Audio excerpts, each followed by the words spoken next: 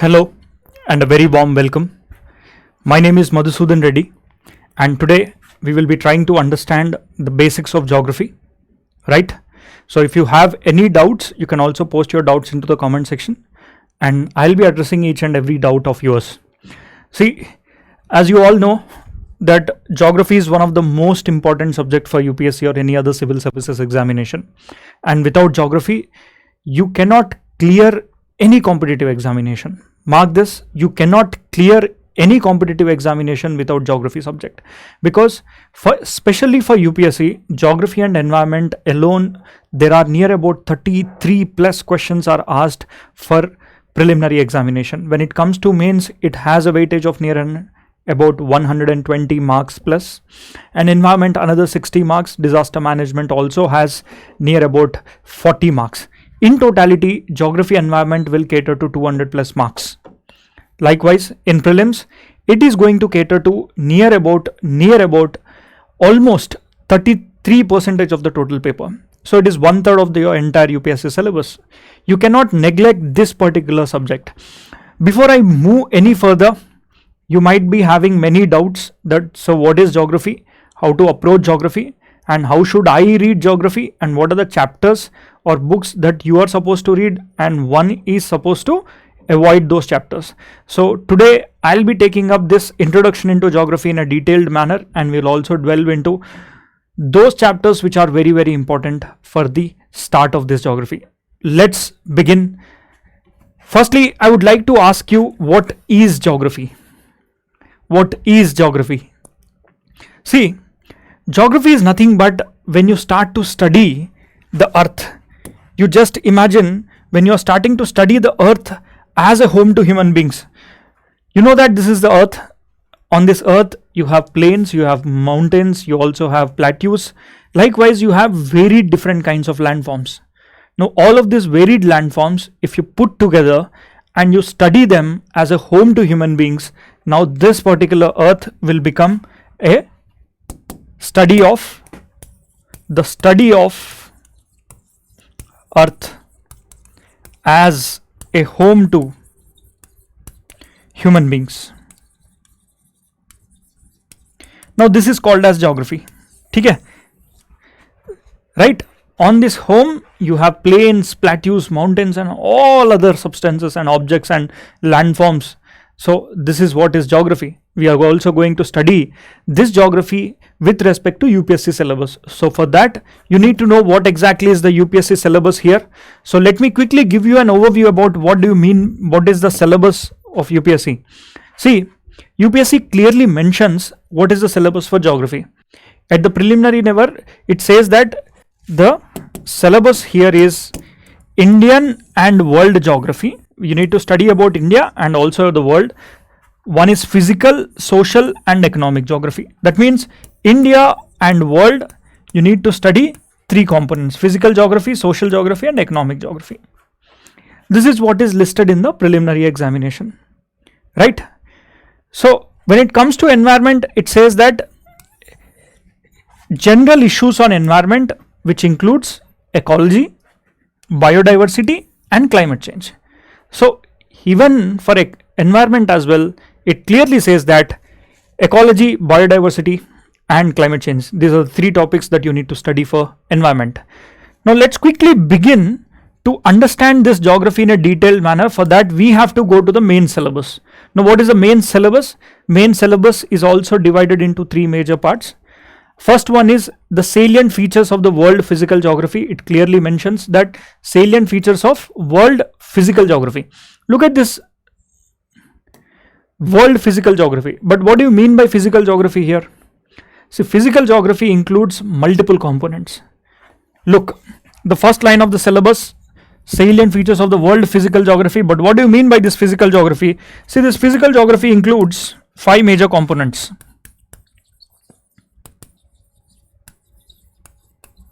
What is this?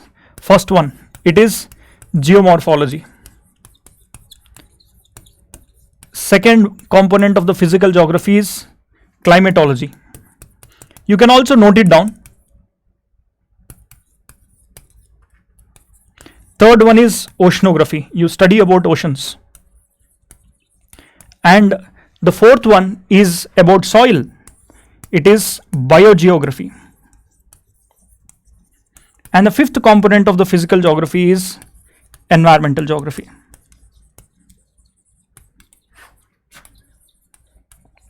Right? So majorly these are the broad 5 classifications of physical geography. But what did your UPSC do? UPSC has simply mentioned that salient features of the world physical geography. But its physical geography means these are the 5 major chapters that you are going to study. Right? And I'll talk about each of this topic in an individual manner so that you will get a complete picture. Now come to the second point of the syllabus of UPSC. It says that distribution of key natural resources across the world and Southeast Asia and Indian subcontinent. See, it clearly mentions that distribution of the natural resources across Southeast Asia and India and the world. So you need to have a clear-cut clarity on this particular topic. So see here, this line of the syllabus is clearly mentioning that major concentration of the syllabus is here, South Asia and Indian subcontinent. Whatever the minerals that are found here, you need to give top priority. Okay? And also about the world, but your high priority should be given to this part of the region because South Asia and Indian subcontinent, they clearly mentioned about it. So this is the syllabus. Here, this syllabus, you broadly look, this is called as human geography. Now this part of the syllabus, you will be calling it as human geography. And the third part of the syllabus says that important geophysical phenomena such as earthquakes, tsunamis, volcanoes. Look here. Let me read it out for you. Tsunamis, volcanic activity, cyclones, and geographical features and their locational changes. That means if there is a mountain, any change in that mountain. If there is any river, how are they changing? Volcanoes, tsunamis, how are they going to impact the day-to-day life? Now this is the third part of the syllabus of UPSC. Now in total, this is what is your physical geography, this is your human geography, right? And this is application, right? That means your geography can be divided into, can I say that, physical geography, human geography and applied geography. Come back, your geography can be broadly be divided into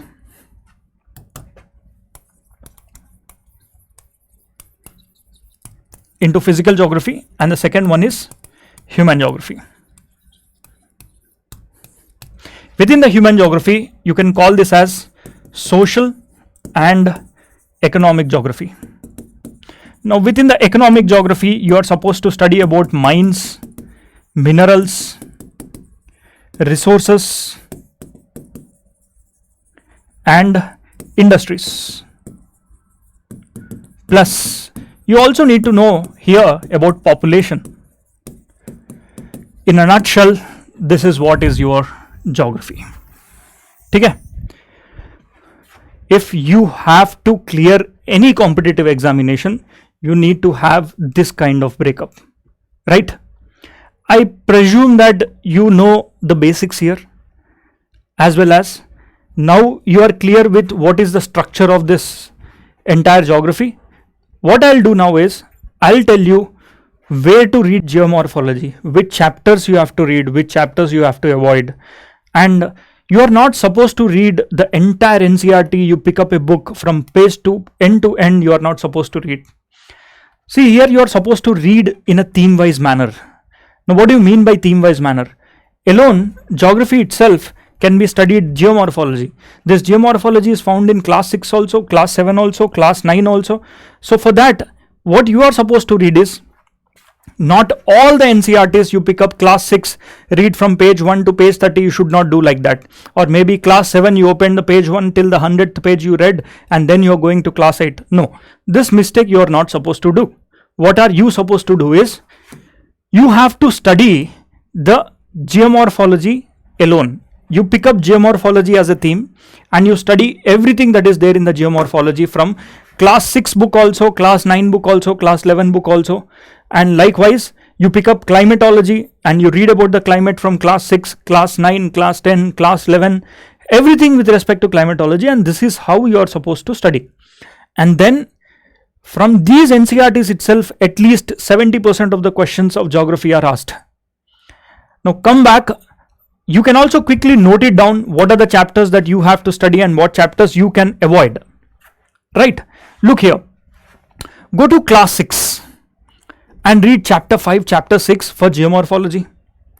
Go to class 7 and read chapter 2 and chapter 3. Go to class 11 and read chapter 2 to chapter 7. So I'll be waiting for 10 seconds for you to write this. Right? Please quickly write it down in your notes. That is class 6, chapter 5 and chapter 6, class 7, chapter 2, chapter 3, and class 11, chapter 3, 4, 5, 6, 7, and chapter 2. Right? These are the chapters you are supposed to study. Clear? Okay. Now, this is how you are supposed to study geomorphology. But what do you mean by geomorphology? Can you tell me? What is called geomorphology? What are you supposed to study geomorphology? See, this geomorphology tells us the entire earth, origins, the plains, plateaus, mountains. In a nutshell, let me show it to you. What are you supposed to study about geomorphology? See, in geomorphology, the study of geography starts from the Big Bang theory. Okay? That is about the origin and evolution of this entire earth, universe, and other celestial bodies. See, first thing you need to know about the planets, the solar system, as well as how they rotate and in what direction do they rotate. This is also part of your geomorphology, that is your space to an extent you are supposed to know. Right? Along with that, your geomorphology also talks about the various components of the landform. Now look here, on this land, on this surface of the earth, you also have a mountain, you can also have an ocean, you can also have a plateau and plain area. So initially geographers, what did they do, when they are moving from one place to another place, if not geographers, historians, all those people who used to write history or who used to write books, when they used to travel from one place to another place, they found out that, look at that mountain, it is so big, the shape of that mountain is in a different way. Like that they used to describe.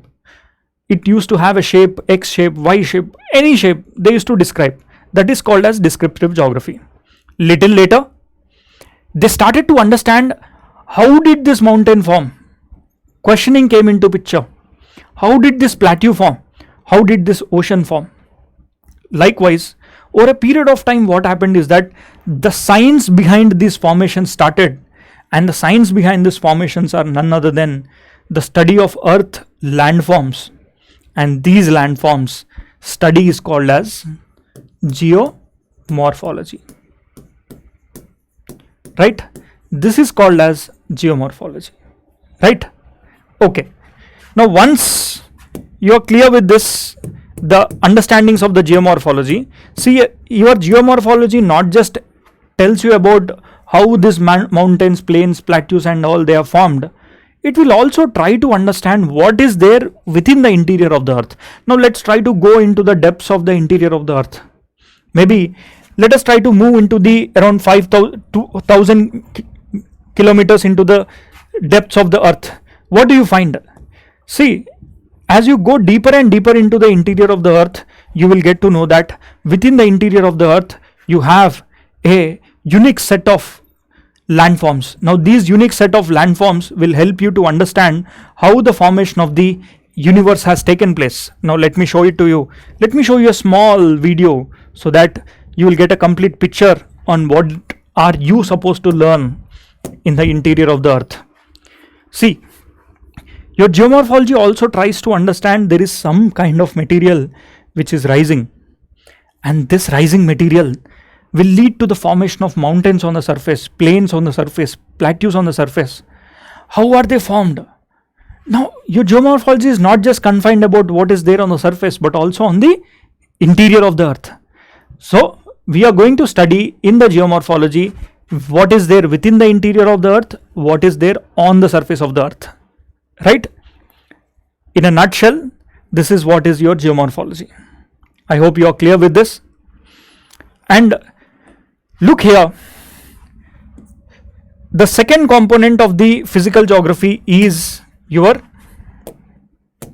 climatology, right? Now, how to study climatology? What to study? Likewise, come back. First, write down the list of the chapters. What is to be studied in climatology? See, in climatology, I want you to go and read the books of class 6, chapter number 2, chapter number 3. Go to class 7, chapter number 4. Go to class 11, read chapter number 8 to 12. Now, this is what you have to read for climatology. I don't want you to go home, sit back and read the book from cover to cover. It's a sheer wastage of time. By the time whatever you have read in class 7, you come to class 9 NCERT, you will forget them. Rather, your study or approach should be in the theme-wise manner, that is climatology. Right? Clear? I'll be waiting for another 10 seconds so that you can write it down. Go to class 6, read chapter 2, chapter 3. Go to class 7, read chapter 4. Go to class 11 NCERT and read chapter 8, 9, 10, 11, 12. That's it. That means 5 chapters here, 1 chapter in class 7, and class 6, 2 chapters. Overall, 7 to 8 chapters are there. This is what you need to read for climatology. But what are you supposed to organize? See, what are you supposed to do once you read this is that you need to know what exactly is climatology. 1 minute. ठीक है, अब तो आपको पता चल गया. At least you got to know what are the chapters. But what do you mean by climate and how is it different from weather? What do you mean by climate and how is it different from weather? You can also drop a message for all these questions to me somewhere here. This is my contact number. And my name is Madhusudan Reddy. If you do have any doubts also, you can also clearly drop all these doubts to my mobile number. I'll be personally resolving your doubts as well. Right? So don't hesitate. I don't want you to have any doubts. Always feel free to get in touch. Okay? Right. Now, here my question is, what is climate and how is it different from weather? Dekho, your climate means you're going to study about the particular place, and in that particular place the weather conditions for more than 15 to 20 odd years, right? That is called as climate. In your climatology, you are going to study anything that is there in the atmosphere. It is like this. Suppose as you start to go higher into the atmosphere, look at this. Up till this is 0 kilometers, this is 10 kilometers into the surface of above the surface of the earth. In your climatology, you will be studying about the clouds that are there, the atmosphere, as well as the rainfall, the cyclones, and the wind system. How do they move from one place to another place? This is nothing but your climatology, right? Climate do not worry about what is happening within the interior of the earth. What is happening within the interior of the earth is geomorphology. Climatology is all about the basics, whatever is there in the atmosphere. And above 10 kilometers also there is some kind of atmosphere until 400 kilometers or so. So you are supposed to study everything that is there in the air, be it clouds, rain, wind, hail, storm, cyclones, right? This is what is climatology, right? Okay. Now coming to the next component. Next component is your oceanography. Now, oceanography, let's quickly write down the chapter names. Look here. The chapter names that you are supposed to know is this. Go to class 7 NCERT, read chapter 5. Go to class 11 NCERT, read the chapter number 13 and chapter number 14. Right? Chapter number 13 and chapter number 14 of class 11, chapter number 5 of class 7, right? So these are the 3 chapters I want you to read for oceanography, right? Very, very important chapters. Now, why are we supposed to study oceans? What is the significance of the oceans? Can you tell me? Yes. You already have my contact number, so you can also drop me a message, so not an issue. You tell me, why is it so important for us to study the oceans? What is so important in the oceans? And what are you supposed to study in the oceanography? So you'll be surprised to know that within the oceanography, you are supposed to learn everything that is there on the ocean. In your oceanography, you'll be learning about the ocean bottom relief, what is there in the bottom of the ocean, how the water in the ocean moves, and because of that, what are the impacts that are there on the day-to-day life, and what are the factors that are responsible for the formation of these currents. Tides kya hota hai? How did the origin and factors of controlling the tides, how the tides are formed, what are the factors responsible for the formation of these tides. In a nutshell, look here, imagine that I have taken all the water from the ocean. How does your ocean look? Your ocean looks like this. Yes, your ocean looks like this. And see, there are more mountains than in the ocean, at the bottom of the ocean, than on the surface of the earth. There are more forest in the ocean than on the land. So likewise, your oceanography, you'll be surprised to know that from the bottom, at the bottom of the ocean, you will have this kind of topography. A series of mountains. I'll tell you in the further time period how they are formed. But you have a series of mountains. Now this series of mountains, sometimes they act as a barrier to the submarines that are moving. Right? Today, if I'm teaching live here or if I'm teaching here, you guys can also view this, right? It is live viewing, and in the live viewing, don't you think that there could be internet connectivity? Now, everything in the world is not through satellite internet connectivity, but majority of the communication system that is there is based upon the cables that are laid underground, the cables that are laid in the water. Now, study of oceans is very, very important. Just imagine that we have cut down these cables which are coming to India. Maybe some volcano has disrupted these cables. What happens to the world? Yes, what happens? Take a pause. You can also answer me. What happens to the world? See, the entire world connectivity is lost. The banking transactions, the stock markets, the information, maybe there could be a war. So all of this is dependent upon the ocean, and the economy in the ocean is too high.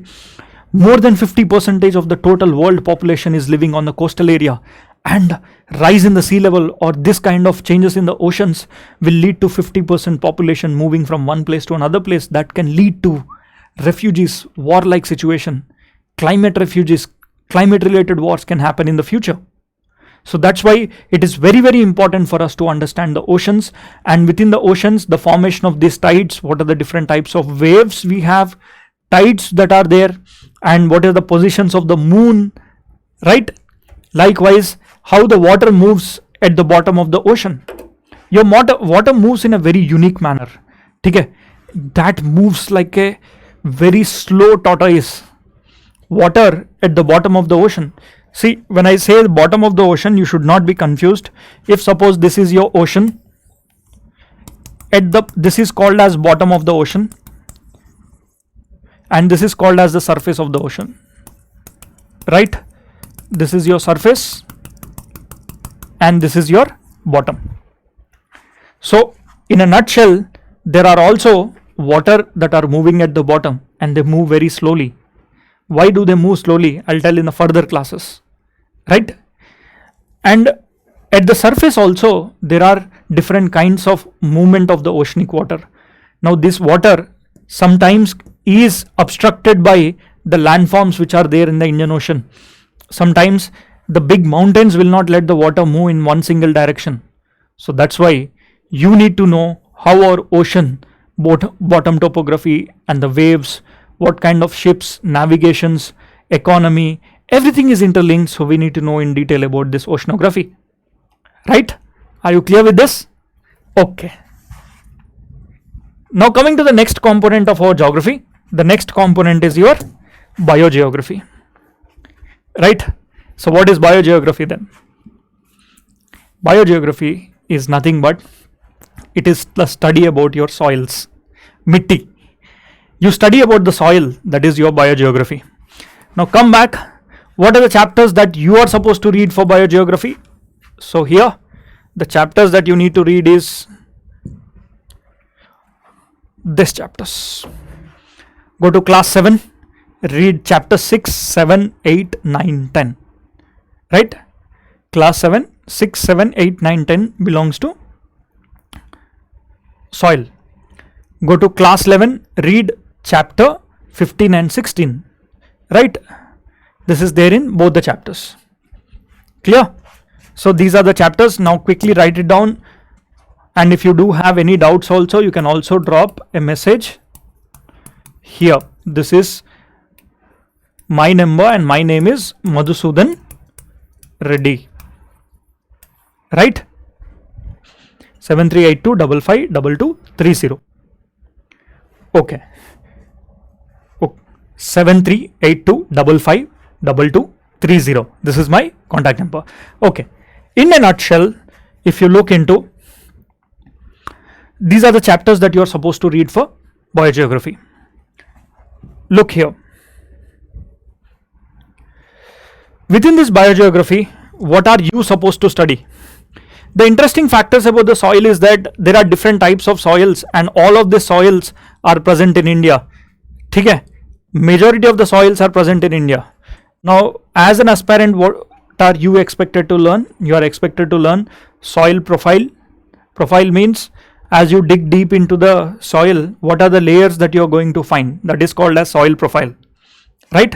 Second component is types of soils in India and their distribution. What are the different types of soils that are there, and what is soil erosion and how to conserve them? This is what is your biogeography. Look, how did the barren rock turn out to be a soil? Now, from here to here, the processes that are involved is your biogeography, right? And there are different types of soils. Every soil has a parent material, and that parent material is the one which is giving characteristics to the rest of the soil. So you need to know about all of this in a detailed manner, and the role of the animals in making the soil, okay? And the role of the microorganisms in making the soil. Look here, the more the microorganisms they give, the better the quality of soil. If there is no microorganisms, the quality of the soil is very poor. Their nutrition will not be high. But if you have microorganisms, the disintegration of this particular area will be faster, and it will be a very fertile soil as compared to the soils which you find. Isliye, earthworms are considered to be the friends of the farmers, because earthworm, it will loosen the soil and the air enters into the soil.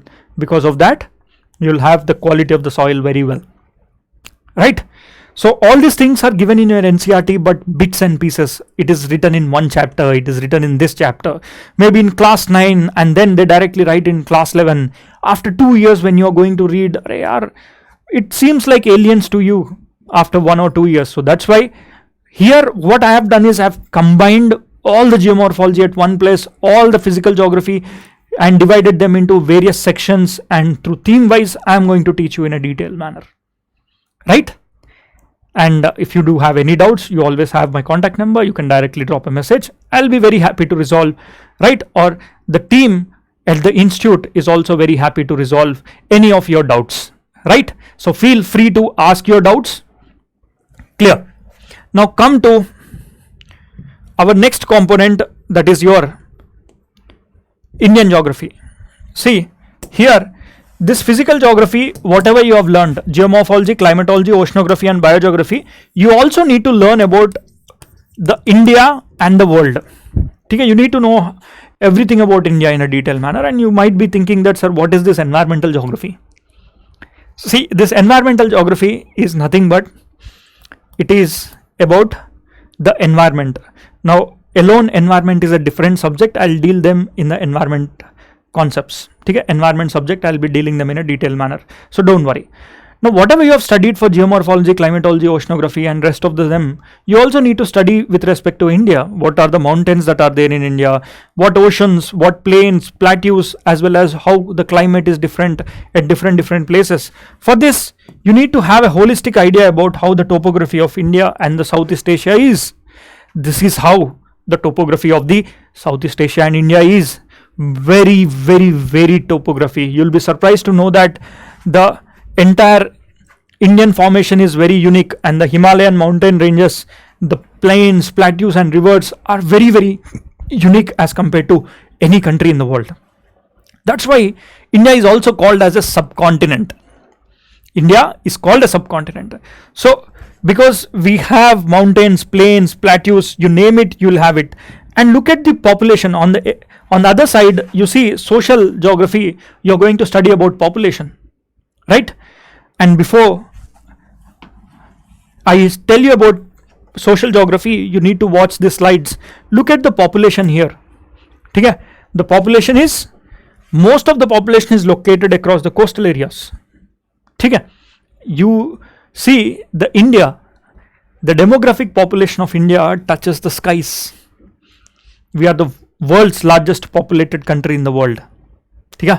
We are the largest populated country in the world, and here you see majority of the cities, be it Chennai, be it Visakhapatnam, Kolkata, Mumbai and other major cities, they are majorly located across the coastline. And there are some other cities across the river Ganga. Okay? Majority of the settlements are always across the riverbeds or across the coastal areas. You need to understand the distribution of the population and how this distribution has taken place, right? This is one of the most important component. This is what you are going to study in the social geography, especially the demography. Demography means study of population, that is population you are going to study, right? Apart from this, you also need to know about the settlement. What are the different types of settlements? Look here, this is a settlement geography. Settlement geography, what kind of settlements do you have? So in which city do you live? Tell me, in which city do you live? You can also drop a message to me. I'll be very happy with your name, right? Now, is your city a planned city or not? If suppose it is a planned city, how is it different from a normal city? Now let me show you two different places. Look here. To give you a beautiful understanding about the settlements can be of various types. There can be a cluttered settlement, or all the settlement which is nucleated. There can be a linear settlement. Look here, look at India and Pakistan. Look at this Pakistan. Why is this Pakistan settlement in a straight line? Why? Because river Indus is there. Can I call this as a linear settlement? Yes. Now look at the central part of India. Here the settlements are also sometimes across the linear settlements over the river Ganga, right? Now let me show you two different places with respect to the settlement geography. The settlement geography is like this. Have you ever been to India Gate? Anyone in Delhi? Yes. See, I'll show you two different places. Look at this beautiful place. This place has neatly drawn roads. Greenery is there, right? It has beautiful greenery. Just a minute. Right? Look at this. How beautiful this place is. But I'll take you to few kilometers away. Now, this is a well-planned city. But I'll take you few kilometers away, which is also the Delhi, and you'll be surprised to know the type of settlements that you get to see. What is it? See, few seconds before you have seen a different type of topography, right? Now, what is the fundamental difference between that and this? This is nothing but you will study them in the form of the settlement geography. So, do you live in this type of area or do you live in a planned city? Now, what are the planned cities in India? Can you name few examples for the planned cities in India?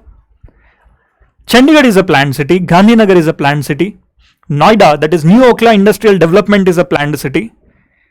Amaravati, the new capital city of Andhra Pradesh, is a planned city.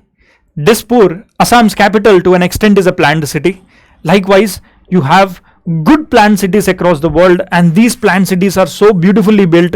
You'll be surprised to know that these planned cities are the ones which will help us create a beautiful settlements. Look at this kind of settlement. It is very well planned. But why is that few sections of the society are not well planned and they are very complicatedly located in terms of their settlements? So this is the kind of settlement which we wanted to avoid, right?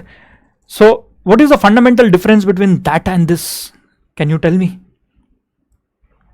Just think for 2 seconds and let me know. I wanted to know your observations. What is the fundamental difference between a planned city and unplanned city? A planned city is the one which has good green cover. Can I say here the crime rates can be more? People fight for parking, no space, drainage system is not up to the mark, right? But look at a planned city. A planned city will have good drainage system. It will also have very good communication system set. Disasters can be less. And in non-planned city, the disasters can be more. Yes. So this is the fundamental difference. You need to think like a officer, right? Officer like qualities or officer like thinking qualities you need to develop over a period of time, right? Okay. I think this is what is your social geography, that is, and later you're also going to study about what are the industries and what industries you need to study, what not to study. I'll be telling you in a detailed manner. But before that, I want you to quickly note it down. The chapters that you are supposed to read. This is one of the most important component that you will be learning. For the Indian geography, I want you to go and read class 6 NCERT chapter number 7 and chapter number 8. For class 9, I want you to read chapter number 1, 2, 3, 4, 5. 5 chapters of class 9. And class 11, the entire book of India Physical Geography. This is completely regarding the Indian geography itself. It is India Physical Environment complete book. Now you might be asking me some questions, sir. You did not tell me about class 10. See, class 10 talks about, the class 10 book talks about the mines, minerals and industries, natural resources. So for this chapter, you need to read class 10, right? This is what is for class 10. Now, in a nutshell, this is what is your Indian geography. And then economic geography, class 8, chapter number 1 to 5, class 12, chapter number 5 to 9. Yes, I'll be waiting for 1 or 2, around 30 odd seconds. Please write it down quickly. I'll move aside. I'll step aside.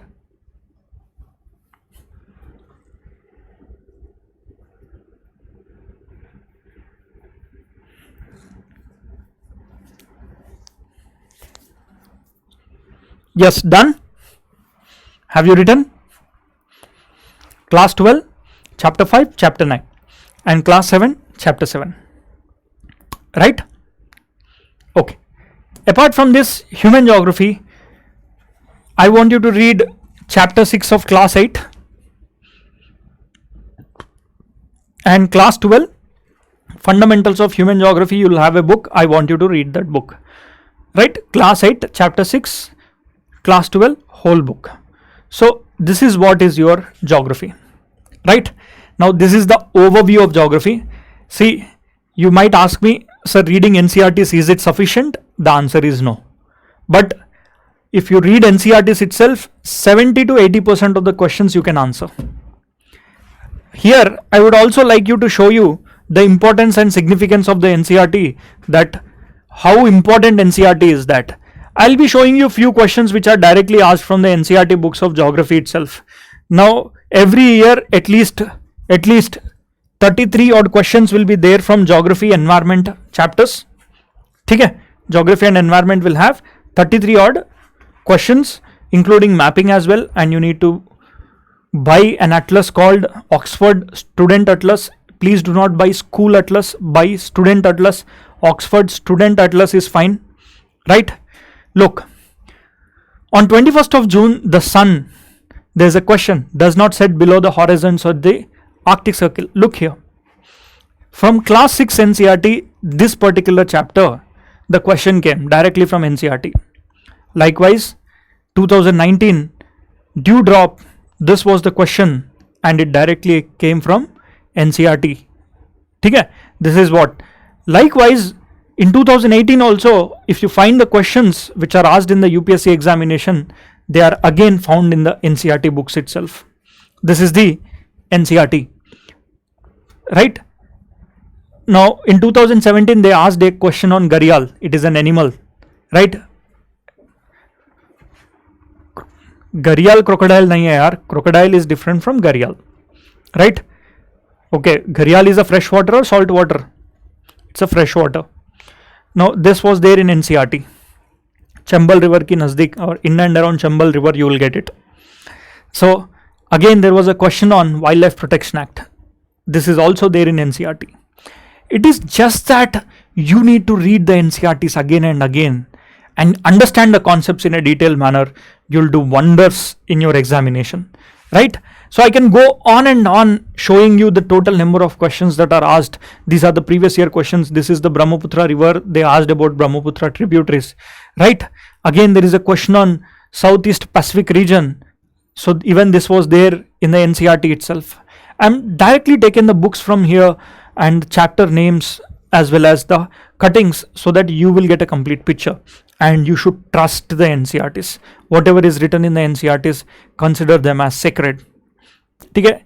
Any questions or doubts you have, I'm always available. You can also drop a message here, right? 33 questions from geography and environment. 33 geography, environment and mapping. Out of 100 questions, if you are getting 33 questions from geography and environment, you can easily score out of 33. Even if you are able to score 25 correct into 2, you will get 50 marks. And your cutoff for prelims is just how much? Your cutoff for prelims is just 78 marks last year, 76 marks last year. If you are able to scoring 50 odd marks from this particular subject itself, now can't you get another 25 to 35 marks from other subjects and clear prelims? So those students who fail prelims is primarily because they neglect this subject. You do not have an option to neglect this subject. So now let's quickly begin with the subject. We shall be starting with the origin and evolution of the universe. Okay, in geomorphology, we will be starting with the topics. See, today we shall be learning a topic called origin and evolution of the universe. Do you know how did the origin of the earth took place? How did the origin of the universe took place? You might have come across many stories. Your grandmother or grandfather back in the childhood, you might have heard that the origin of this universe came religiously. Maybe every religion has its own stories, right? Science also has its own evidence-based theories. Now, before I go any further, I want you to know the difference between two things. One, what is the difference between the hypothesis and theory? Can you tell me what is the difference between the hypothesis and the theory? When does a hypothesis convert itself into a theory? Right? When does a hypothesis convert itself into a theory? See, hypothesis means you propose something and you do not have evidences for that. Suppose if I say that the earth came out from Lord's mouth, or else the earth came out from the forehead of X god. I say that the earth came out from the elephant's mouth. Do I have the evidence? If I don't have the evidence, then you call it as a hypothesis. You only propose that this is how earth might have come. Now every religion has these kind of propositions, but likewise in science also you have many propositions who so have given these kind of propositions that earth might have origined like this. Now those propositions are nothing but your hypothesis. If you gave certain kinds of propositions and for that propositions you have given an evidence, now that evidence becomes a theory. So in a nutshell, a theory has evidences. and hypothesis has no evidences, right? So we should always believe in the concept of theories. The first theory that we got to believe in, how did the origin of the universe took place, a theory that explained is called as Big Bang theory, right? This is what we are going to learn. Big Bang matlab series nahi hai. There is also series by the name Big Bang, but here you need to know about the concept of the Big Bang. How did the origin of the Big Bang took place, right?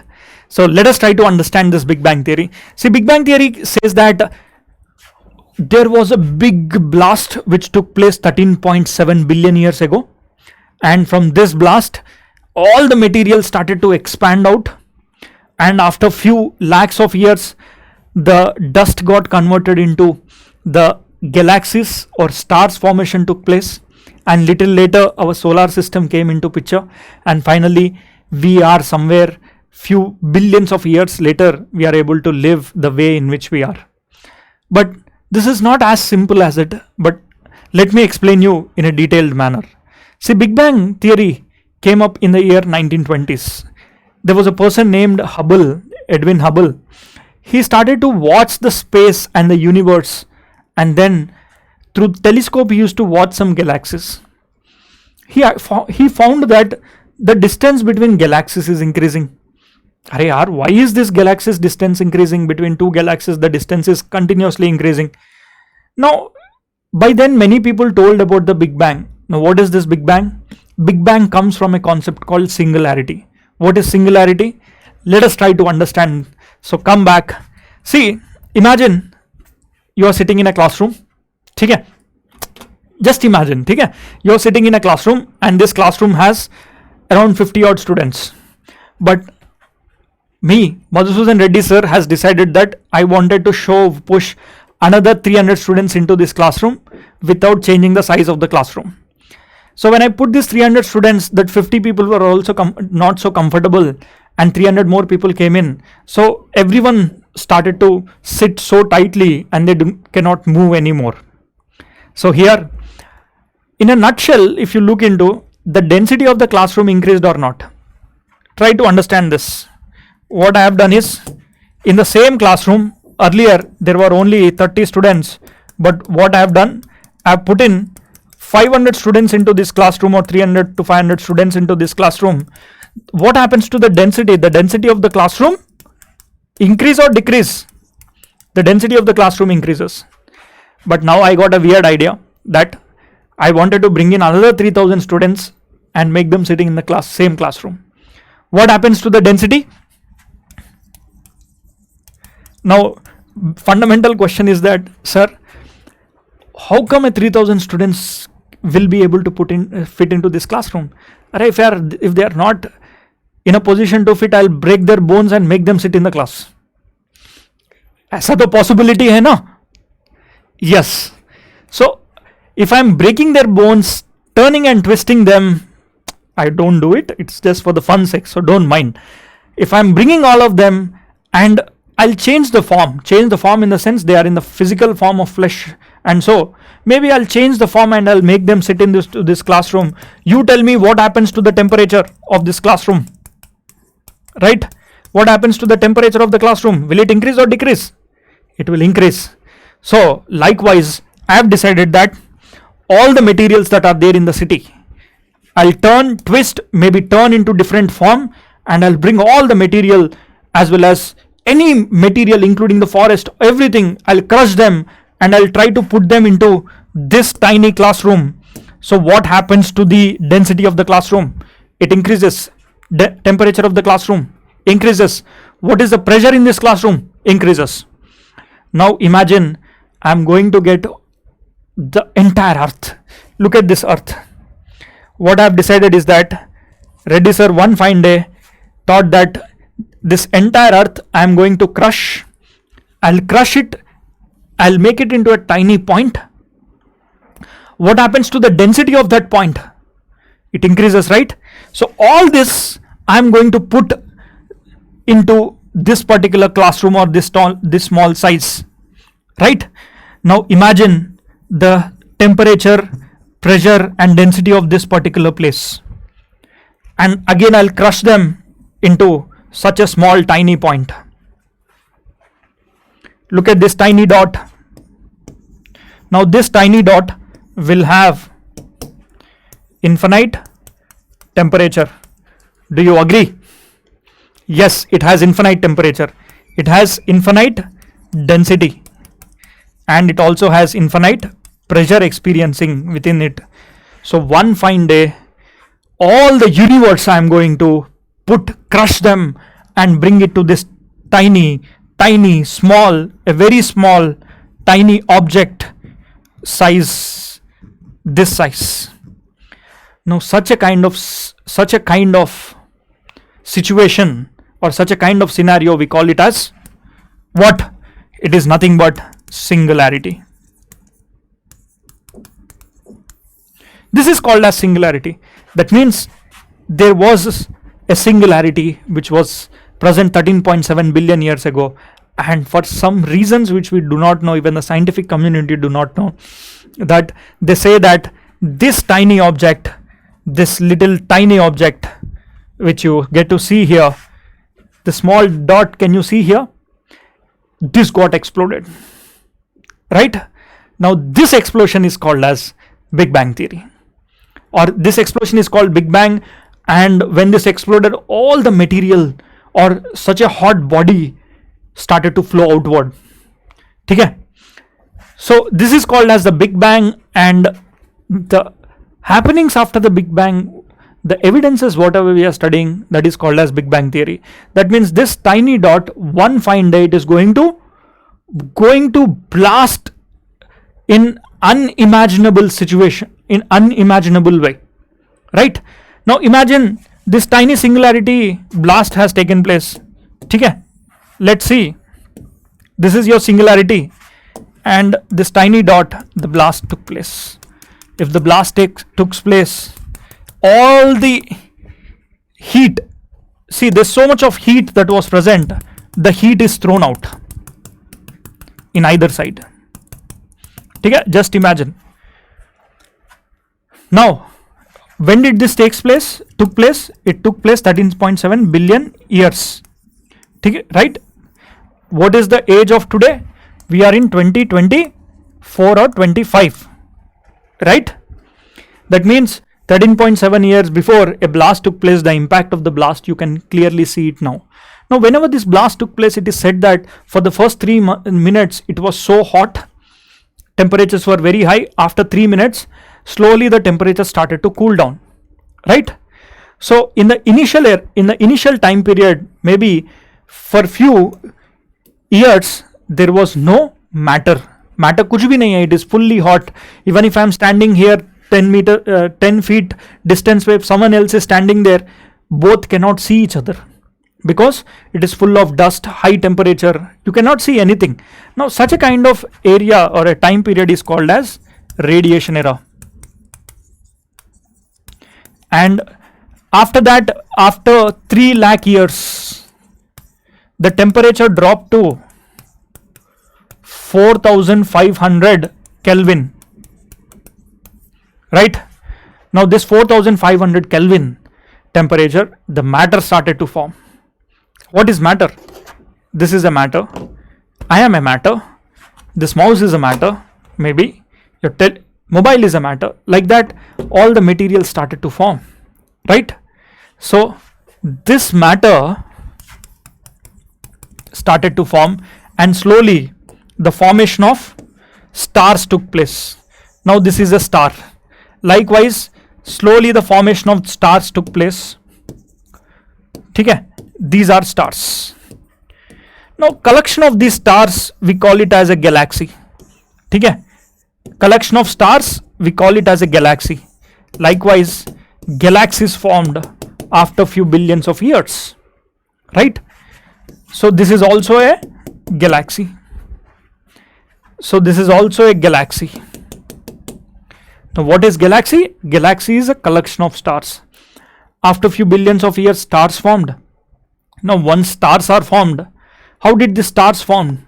Stars formed because all the material that was thrown out, it started to condense. Condense means the material started to come towards each other, and every star has a core.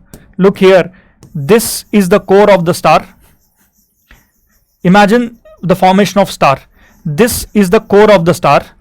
Around the core you will also find a gas, fully gas cloud, and dust particles are there around the star. Now this star is not experiencing any kind of friction.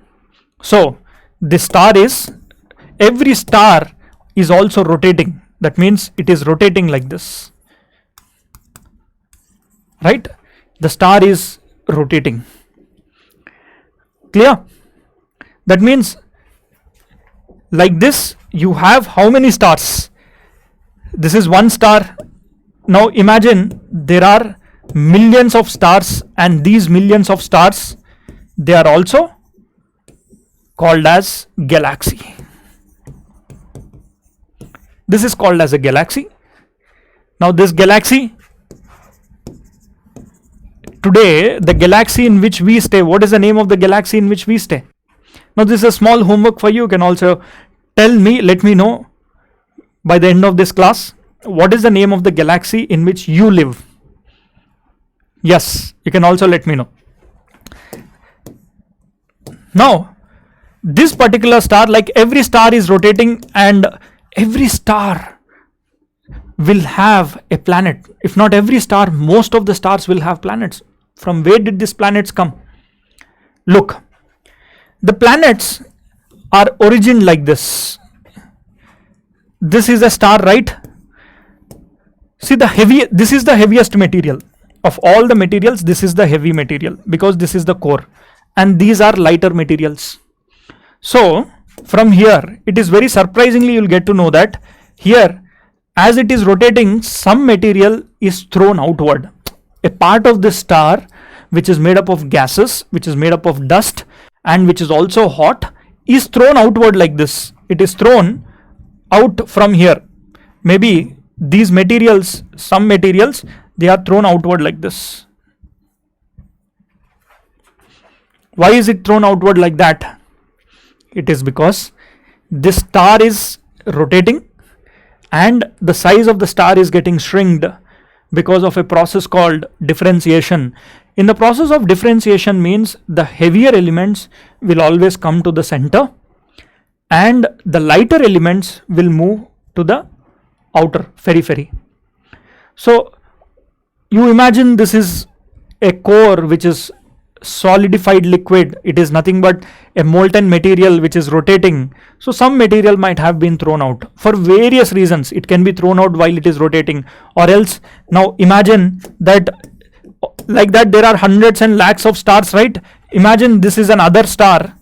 Now this star might have come near this star and it has moved like this, right?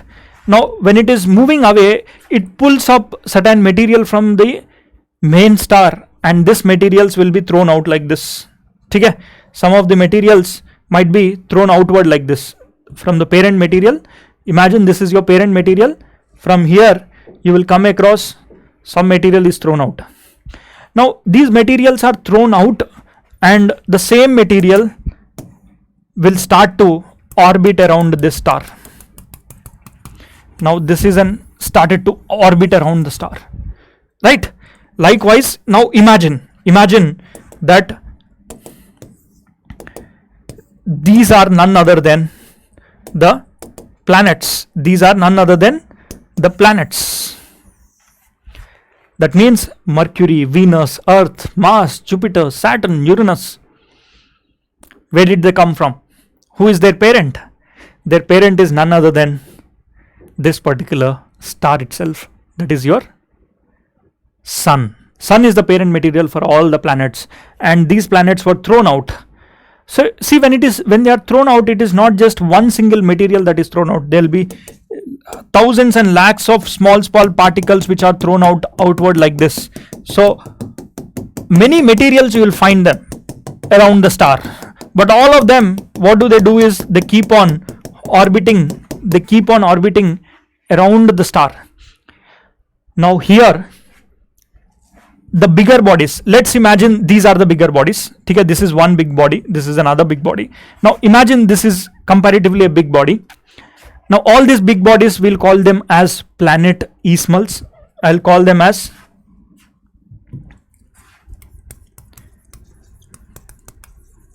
planetesimals. So look here, these planets, while they move in their orbit, see, this is making an orbit, it will make a move like this, right? What does it do, while it is moving in its orbit, it will clear its orbit. Clear its orbit in the sense, any material which is coming in its orbit, it will eat away, or it will be like this. If suppose this is the planet, if suppose this planet is moving in this direction, it will start to eat away in the sense, any material which is coming in its path, it will go and collide with that, and it will merge with that. Like that, the planets which were formed, the Mercury, Venus, Earth, Mars and Jupiter, what did they do? While they were moving, they actually cleared their orbit. That means, see, in this orbit, you will not find any other body except this planet. Why? Because the planet has cleared its orbit. Likewise, you see, if you take this particular body, in this particular orbit, you will not find any other celestial bodies. They will clear off their orbit. That means all the other objects together, they become a bigger object or bigger body. We call that as a planet. So this is a planet. Now small planetesimals which are thrown away by the star, that is your sun, together they became planets, right? Now those bodies which have the potential to clear the orbit, they became a planet, and those do not have the potential to clear the orbit, they became a dwarf planet. Now can you tell me a name of a dwarf planet? Can you tell me a name of a dwarf planet? Yes, it is none other than Pluto. But before that, before I explain anything more, I wanted to tell you that, see, all this was happening because of a process called differentiation. Now what do you mean by differentiation? See, differentiation means always the heavier objects will come to the center and the lighter objects will go to the periphery for any rotating body. Imagine any body which is rotating. Okay? So for this rotating body, you will come across that all the heavier materials will come to the center and lighter materials will be present at the periphery. Right? That is called as differentiation. For example, you might have seen, if you are living in the villages or anywhere else, Ataka Chekki, or else the rotating, your grandmother sometimes, or if you are in the villages, you will come across that the Ataka Chekki, if they keep on rotating to crush the grains, the heavier materials are always present near to the center and the lighter powder is thrown away. Right? That is called as differentiation in a nutshell. So this differentiation process was going on, and all those planets which are near to the sun, they are heavy planets, and all those planets which are far away from the sun, they are made up of gases, right? These are heavy planets. They are also called as inner planets, and Jupiter, Saturn, Uranus, Neptune, they are also called as gaseous planets. Likewise, you come across the entire solar system of our solar system. Our solar system will have two types of planets. Those two types of planets are, number one, this is Mercury, Venus, Earth, Mars. These are called as inner planets, and these planets are also called as terrestrial planets. Terrestrial planets, because they are heavier and they are present near to the near to the sun, because all these materials came from the sun itself. So Mercury, Venus, Earth and Mars, these are also called as inner planets. These are also called as terrestrial planets, And these are also called as rocky planets. Rocky materials. Terrestrial means rocks. Now you will find when you dig these materials, dig this planet, you will know that they are made up of rocks. But Jupiter, Saturn, Uranus, Neptune, these are made up of gases. Majority of it is gases, and they are not heavy. The density is less. See, density of these planets is less, right? The density of the planets is less, whereas the density of the planets, inner planets, is more, right? Why is it like that? Why? Because the process of differentiation that I told you, the heavier materials are always near to the center and the lighter materials are always near to the outside, because these material are also, this is nothing but a material only. This is nothing but a celestial body. It is also rotating and it revolves around the sun, right? Fundamentally, this is the concept.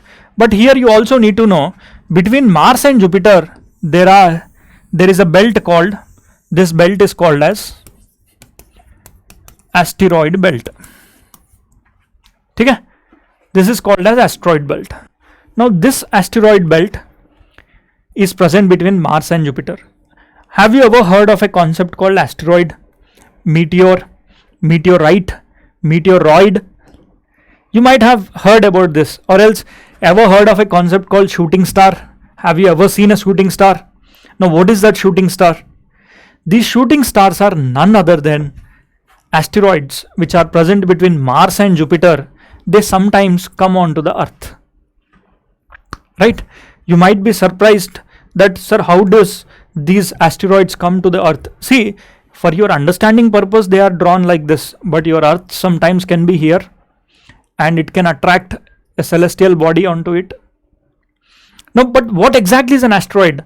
See, asteroid is smaller than a planet and bigger than the size of this pebble, or maybe bigger than the half of this mouse size.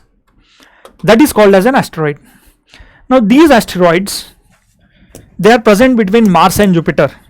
When this asteroid, if it is hit with another asteroid and a part of it is broken, and this broken part is called as meteoroid. Okay? This broken part is called as meteoroid. If this meteoroid enters into the Earth's atmosphere, that is called as meteor. Okay? This is called as meteor. When it comes into the Earth's atmosphere, if it is blasted out, 99% of them will blast. Maybe a part of it sometimes survive and comes onto the surface of the Earth. Now that is called as meteorite. That is called as a meteorite, right? So the fundamental difference between meteor, meteoroid and meteorites is nothing but, look, this is the fundamental difference. I want you to take a pause and try to understand this. See, firstly, an asteroid is nothing but, look here, an asteroid is a rocky object that orbits around the sun. It goes around the sun, and then these asteroids are smaller than a planet, but they are bigger than the pebble size. Now this asteroid, if it is broken apart, it is also called as the meteoroid. And this meteoroid, while it is coming onto the Earth's atmosphere, if it is surviving and if it falls onto the Earth, it is called as a meteor. And if this meteoroid in the Earth's atmosphere, if it is burning off completely, we will call it as a meteor. A meteor is a space rock or a meteoroid that enters into the Earth's atmosphere as it burns up on entering the Earth's atmosphere. Okay? Sometimes this meteor is also called as a shooting star, right? Clear? That is the fundamental difference between meteor, meteoroid and meteorite. Meteorite is the one which falls onto the ground. Sometimes you might have come across in the open fields, someone might have told you, "Arey yaar, I got a new rock which has come from the space." Now what is that space rock? It is nothing but meteorite, right? It is called as a meteorite. So, but my question here is, why is it that these meteors or these asteroids are present between Mars and Jupiter? See, between Mars and Jupiter, it is understood that there might have been a planet once here. This was a planet, and this planet was hit by another celestial body, and this planet got broken into pieces, and all these pieces are present between the Mars and Jupiter, and they are orbiting around the sun in the Mars and Jupiter. These asteroids or these meteors, they come and enter into the other planets' orbits also, right? So that is called as an asteroid. Apart from the asteroid, you also need to know what do you mean by the comet. Okay. See, comets are also found in the space, but these comets are present beyond Jupiter, right? Now these comets are made up of icy substances. Okay. They are fully made up of ice. Now let me read the definition for you first. What is this comet? Comets are small icy dirt balls. They are made up of icy dirt balls, and it orbits around the sun. Comets are made up of icy and dust, while asteroids are made up of rocks. Ice plus dust is your comets. Now look here, your comet always has a unique shape. It has a head and a tail. Look at this comet. Let me show you comet. See, this is a comet. This is made up of ice plus dust, and it is present beyond Jupiter, right? It has a head and it also has a tail. Look at this, it has a head and it has a tail, right? This is the structure, head, and this is a tail, right? The head is always towards the sun.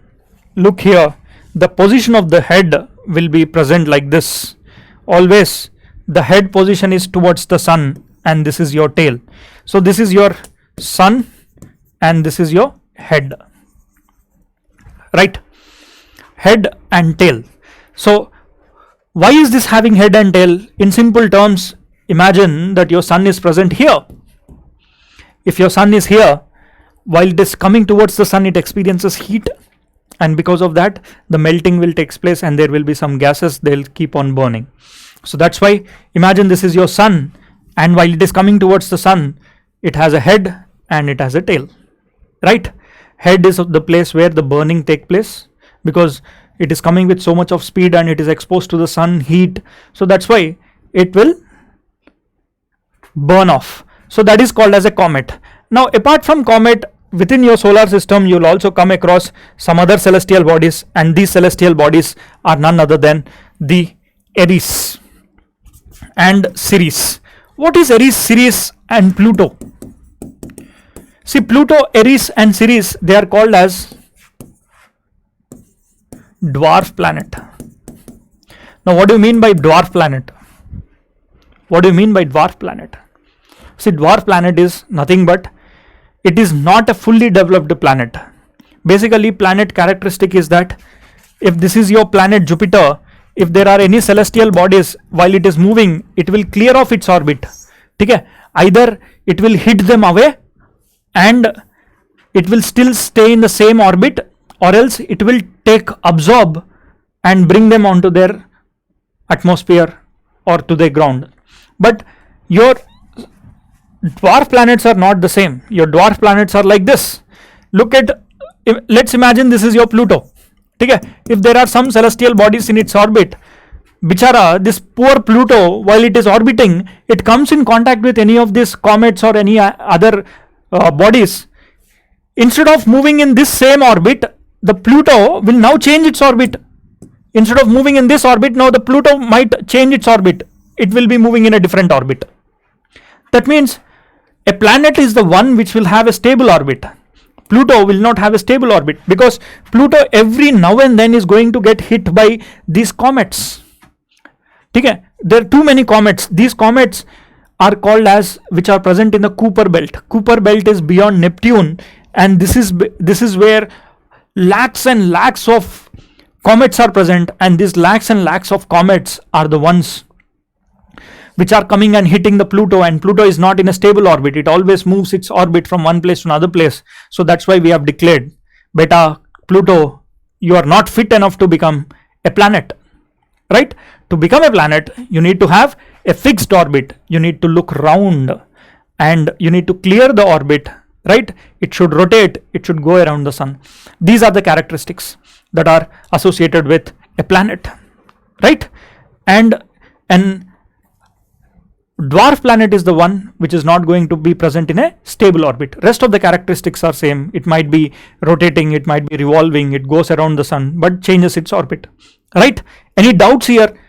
Till now, you are all clear with this. If you do have any doubts, you can also drop a message now, right? I'll be very happy to address, right? Okay. Now you're clear with the concept of solar system. But why is that? There are many celestial bodies which are there. They rotate in different directions.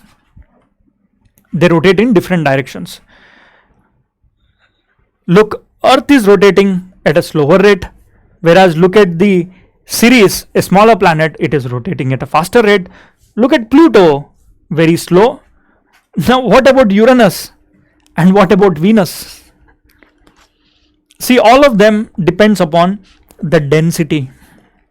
Okay? Venus density is more. Okay? The atmosphere of the Venus density is more as compared to the Earth. Right? Look at Mercury. Right? Look at that. Because the density of these materials are more, so that's why it's rotating slowly. Right? Other than as you go far away, you will see the distance and the speed increasing to an extent. Nevertheless, here for examination, this is not much important, but what is more important is that the Earth and the formation of the moon. So you need to know about the formation of the Earth and the moon as well. How did the Earth form? How did the moon form? See, Earth has a different shape. Are you aware that your Earth is not like this? You generally think that this is how the position of your Earth is. Is this position of the Earth right? No. Your Earth is always tilted 23.5 degrees. Your Earth is tilted 23.5 degrees. See, if you draw a perpendicular line, this angle is 23.5 degrees, right? If you draw a perpendicular line to the orbital plane of the Earth, orbital plane in the sense, imagine this is the orbit of the Earth, orbital plane. From this perpendicular, the axis of the Earth, this is your axis. Okay? ये मान के चलो, this is your axis, and on this axis the Earth rotates like this. Okay? This is how your Earth rotates. This is called as the axis. And your Earth do not rotate like this. This is the axis. From North Pole to South Pole, you draw a line. That line which is drawing North Pole and South Pole is called as an axis. And your axis is tilted by 23.5 degrees. Why is this Earth tilted like this? Right? And many of the times you always think that your Earth is like this, but it is not. And in fact, practically if you draw the Earth, your Earth is like this. See, your Earth, this is your axis, right? And try to understand this. There are mountains on the Earth. Let's imagine these are the mountains. There are plains. There can also be an ocean, right? Can I say that there can be an ocean and this can be your oceans? This is your ocean, right? There can be another ocean as well. This is your another ocean. See, whatever the understandings that we have till date is different, but from today's class onwards, your understanding should be completely different. Yes, you can have a plateau also. Let me put another plateau here. You can also have some oceans present near to the areas. This can also be your ocean. So in reality, this is how your Earth is, right? And this Earth, poor Earth, is tilted, and this Earth is rotating like this. your earth is not rotating in this manner. It tilted to 23.5 degrees and then it rotates like this, right? But why is this earth tilted? Can you tell me? You can drop a message as well. You already have my contact number, right? Yes, let me know. What is the major reason for the tilt in the axis of the earth? See, let me again tell you, your earth is not like this. Your earth, this is the axis, and your earth is not present like this. This is not the real earth. This is wrong. Your earth is like this, like this. Okay, this is the axis. This is wrong. This is wrong. But why is the earth, which should be rotating in this, has tilted and rotating? Why? Why? So if you let me know the answer, I'll give you a very good reward. Okay? And if you're planning to go for a geography optional, I'll definitely give you a coupon code where you can utilize it for the optional as well. Yes. Yes, let me know. See. Look here. Why did this happen? Because our earth, when it was like this in the initial days, our earth got hit by a celestial body. Our earth got hit by a celestial body. Let's imagine that some celestial body came and hit the earth, and then it moved away. So earth, a part of the earth, what happened is that a part of the earth got material which was hot, and the part of the earth got moved away. It is like this. A part of the earth is removed, and then your earth got tilted. That means the shape of the earth is now tilted. It was not in a straight line, rather it got tilted. Okay? This is how the earth got tilted, right? And the material which was lost by the earth, imagine this part of the earth is lost. Why? Because another celestial body came and hit, and this became a Pacific Ocean. And where did the material of this part of the earth was moved away? See, all this happened not now, it happened somewhere around few billions of years before, right? All this happened few billions of years before. When you get to see few billions of years before, if this happened, the material was hot and this material was pulled out, and today this material is nothing but the size of the Pacific Ocean is more or less nearly equal to the moon. This is nothing but your moon. See, if you pick up this moon and put that into Pacific Ocean, it will exactly fit in, right?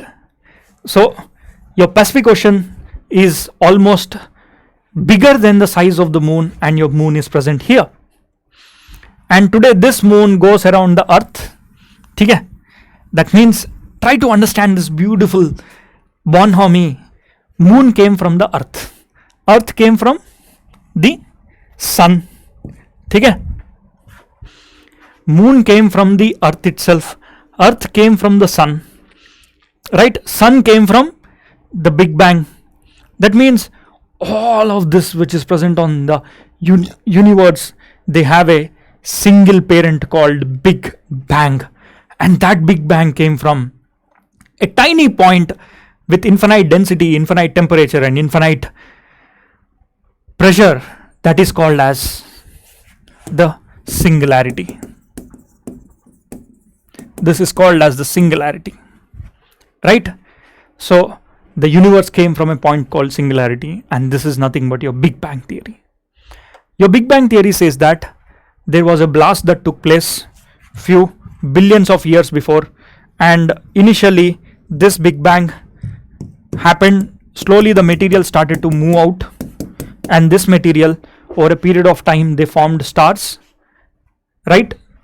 And collection of stars is called galaxy, and from this galaxies you will also get to see the single stars. They'll have their own solar system. Now likewise, there are lakhs and lakhs of stars that are present in the space. So in this particular space, don't you think or do you believe that there could be life beyond Earth? Do you believe there could be life beyond Earth? Maybe yes, maybe no. But we cannot clearly say that there is no life beyond the Earth. You cannot absolutely say that there is no life beyond the Earth. There can be life beyond Earth. We don't know, because our Earth is at an equidistant. Our Earth is at a right distance. If this is your sun, our Earth is at the right distance from the sun, and this right distance, which is neither too hot nor too cool, where the water is in the form of liquid, not in the form of ice. This particular area is called as Goldilocks zone. This is called as Goldilocks zone, right? This is called as Goldilocks zone. Now, there could be millions of stars. One among those stars, if it is having a Goldilocks zone and a similar like planet like Earth, there could be life possible. Maybe if not human beings, there can be someone else. Other celestial bodies can be there. We cannot deny the concept of life beyond the Earth. There could be life beyond the Earth as well. Okay. I think I've dealt this chapter in a very detailed manner, and you have a holistic idea of this particular entity.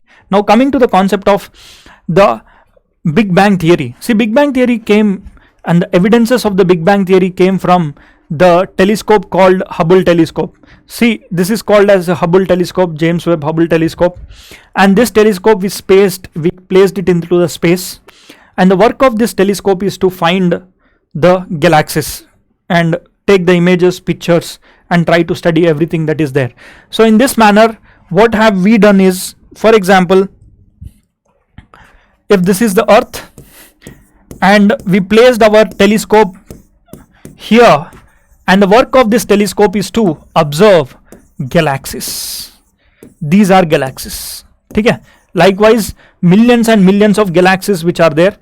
Now, if this is 1, 2, 3, 4, 5, 6, 7, 8, 9, 10, like that, many galaxies, this telescope has identified that if this is our galaxy, imagine this is our galaxy, the distance between the two galaxies, if this is the distance between two galaxies is increasing.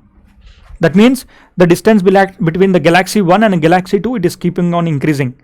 Now, why is it increasing? It is because when such a large scale blast, which has taken place 13.7 billion years ago, the impact of the blast is still there. Now, that impact of the blast is the one which is helping, or which is the impact of the blast is still there, and the galaxies are moving apart. Okay? It is only the galaxies that are moving, not the planets within, the stars within the galaxy. Now, what is a galaxy? Galaxy is collection of stars. Okay? The distance between stars are not increasing. The distance between galaxies is increasing. Now, you tell me, you live in which galaxy? What is the name of the galaxy? What is the name of the galaxy? The galaxy in which we live is called as Milky Way galaxy. Right? The galaxy in which we live is called as the Milky Way galaxy. Right? So in a nutshell, you look here. First evidence for the Big Bang Theory is called as red shift and blue shift. Now, what is a red shift? What is a blue shift? In simple terms, if this is your Earth, above the Earth, you have your James Webb Hubble telescope. If these two, this is galaxy 1, this is galaxy 2, if the distance between this is also, let's imagine this is galaxy 3 in which we are there. When we are watching these galaxies, the distance between these two galaxies is also increasing, and the distance between we are in the Milky Way galaxy, and this distance is also increasing. Now, this is an indication that when you are watching from the spectrometer, I hope everyone knows what is a spectrometer. A spectrometer is placed here, that is like this. If something is coming near to you, it falls into the blue color. Okay?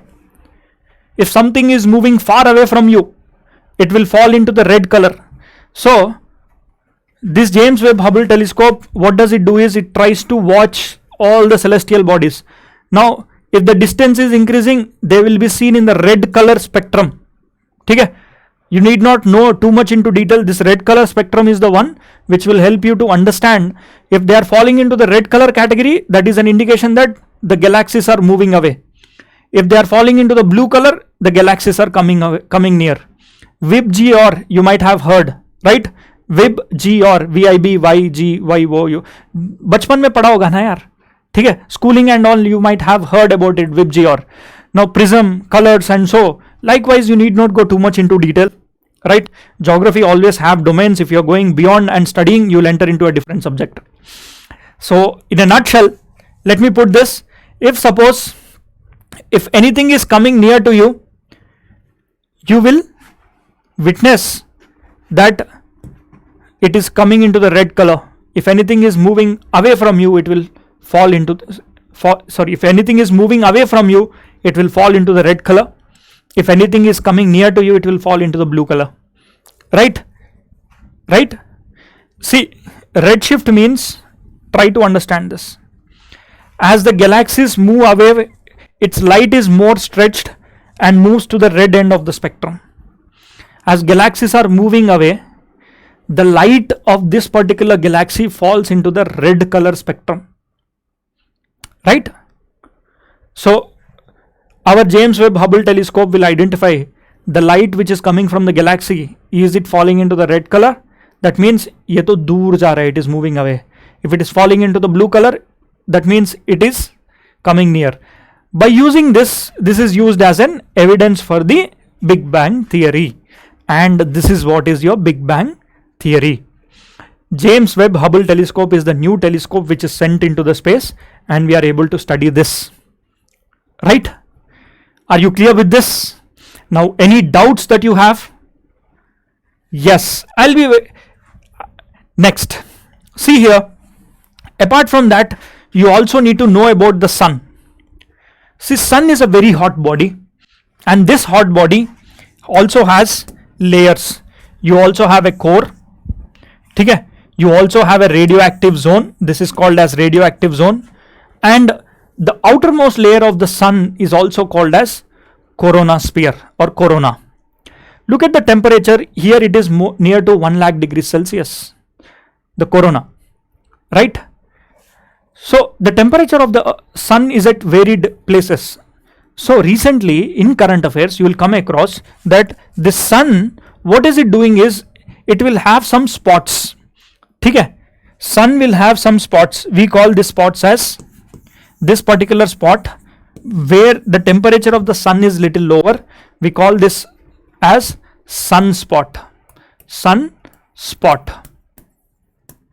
If the temperature is little lower here, this is called as sunspot. Right? Now try to understand this. This is sunspot. From the sunspots, there will be large scale material that will be thrown out by the sun.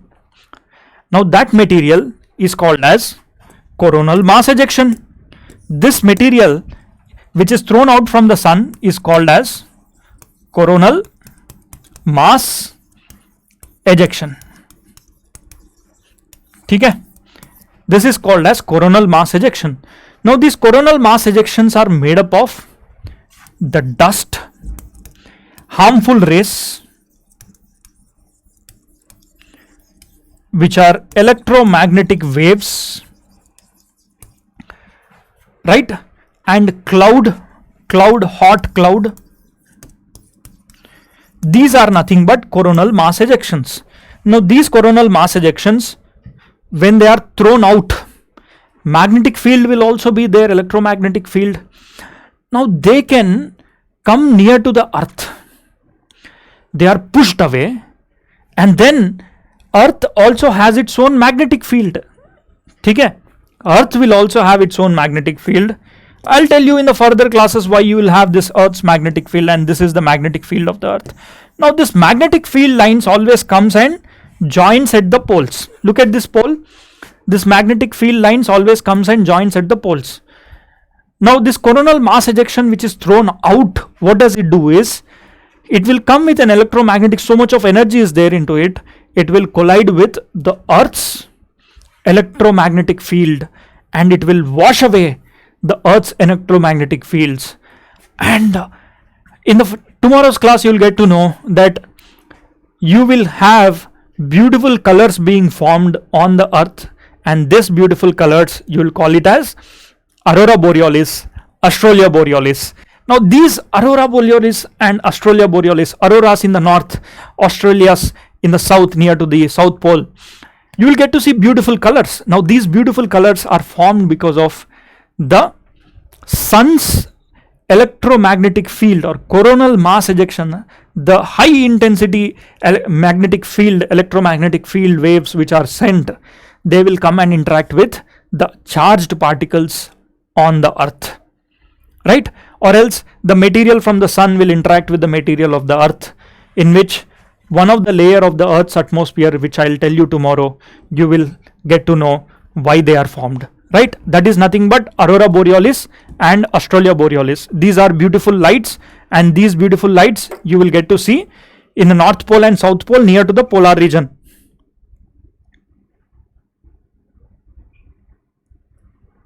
Right?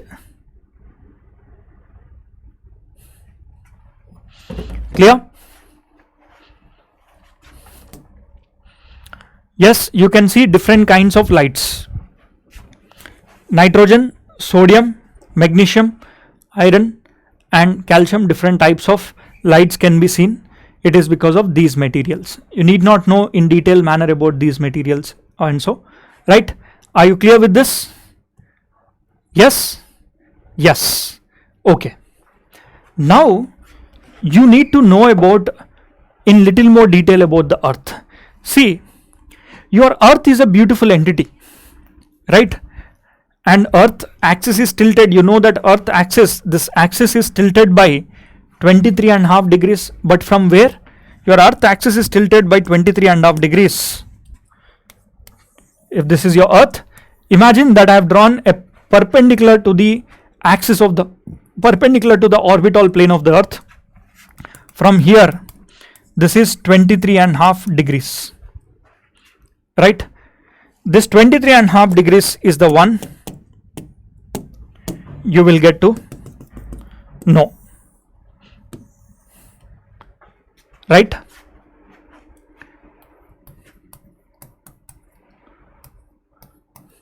Clear? So our Earth's axis is tilted by 23.5 degrees, 23.5 degrees. And in the further classes, what are we going to learn? We are going to learn about the Earth's latitude kya hota hai, what is longitude, right? And how are they divided? What is the impact of latitude and longitude? In tomorrow's class, we will be learning in a detailed manner about this latitudes and longitudes and their positions, right?